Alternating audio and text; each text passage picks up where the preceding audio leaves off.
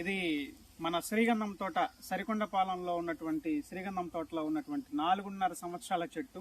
ఇప్పుడు మీరు చూస్తే క్లియర్గా మన 2 చేతులు పట్టుకుంటే ఇది కూడా రావట్లేదండి, అనుకోవట్లేదు. ఇక్కడ టేప్ పెట్టి చూస్తున్నారు మన వాళ్ళు. ఇద్దండి ఇక్కడ వరకు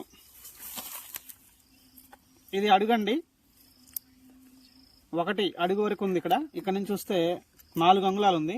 దగ్గర దగ్గర 16 అంగుళాలు ఈ చెట్టు పెరగడం జరిగింది సార్. ఈ చర్మం కూడా చూస్తే మీరు ఇక్కడ నుంచి చారలుగా ముసలి చర్మం లాగా ఉందండి, మీరు గమనించవచ్చు. ఈ విధంగా ఉంటే ఈ శ్రీగంధం చెట్టు అనేది ఏ గ్రేడ్ వస్తుందండి.